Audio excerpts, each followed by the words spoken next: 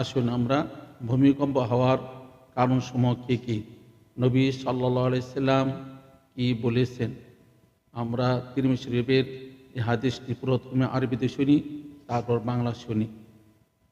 عن أبي هريرة رضي الله تعالى عنه قال قال رسول الله صلى الله عليه وسلم إذا اتخذ الفيء ولدا والأمانة مغنما والزكاة مغرما وتعلم لغير الدين وطاع الرجل امرأته وعق أمه وأدنى صديقه وأقسابه وظهرت الأصوات في المساجد وساد القبيلة فاسقهم وكان زعيم القوم أرذلهم وأكرم الرجل مخافة شره وظهرت القينات والمعازف وشربت الخمور ولعن آخر هذه الأمة أفضلها وارتقبوا عند ذلك ريحا حمراء وسلسلة وخسفا ومسخا وقذفا وآيات تتابع كنظام قطع سلكه فتتابع।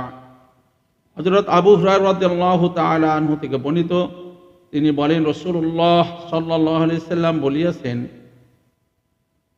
ভূমিকম্প হওয়ার কারণসমূহ এক নম্বর কারণ, যখন রাষ্ট্রীয় মালকে ব্যক্তিগত সম্পদ রূপে ব্যবহার করা হইবে।